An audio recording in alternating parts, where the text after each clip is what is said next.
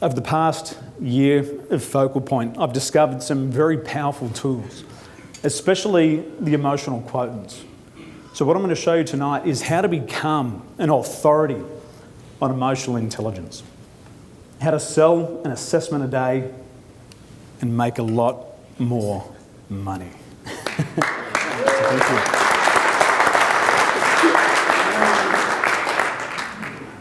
Through my journey, I've seen good coaches struggle. They've struggled to bring leads into their businesses. They've struggled to convert them. And money is always on their mind. Last year, the International Coaching Federation, they released a report that said the average coach earns $4,250 every month. It's not enough to live. So I'm going to show you how to sell $30,000 over the next 30 days. How do I know? I was in that same boat. I was struggling with my business. I was like the hamster on the hamster wheels. My legs were going around flat out, the wheel was spinning, but nothing was happening. And knowing what I now know, I had to make some changes. Are you aware that I live in Taiwan? Cool. So this is my wife. And as all wives do, they like to feed their husbands up. So my wife and my daughter and my French bulldog, we went down to the local night market and we had some beautiful meals, fireworks going off, and tens of thousands of people everywhere. And as we're walking back through the marketplace, I stopped. And there was a hamster on the hamster wheel.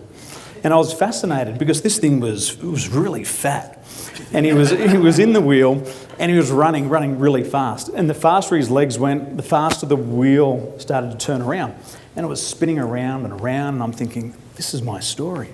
This is my life as a coach.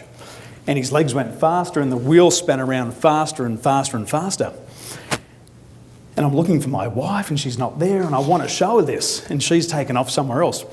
And as this hamster's running, he decides to stop.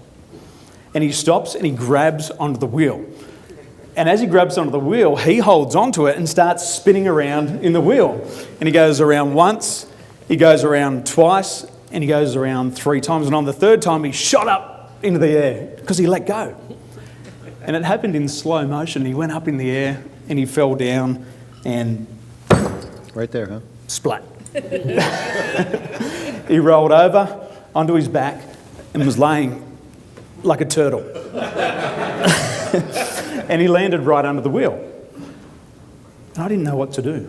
I thought, do I call an ambulance? Do I do some CPR? Do I call my wife? And I'm looking around and she's not there. So I just looked at it in amazement. And as I looked at this hamster, he started to get the shakes. He started to get the shakes and his front legs started to come up. So he's laying on his back and his front legs start to come up like a mummy that's just come out of an Egyptian sarcophagus after 10,000 years. And his legs start coming up and he reaches up and he grabs on the outside of the cage. And then his back legs come up and he starts running. And I said to my wife, I said, look, this is me in business. So that's Taiwan.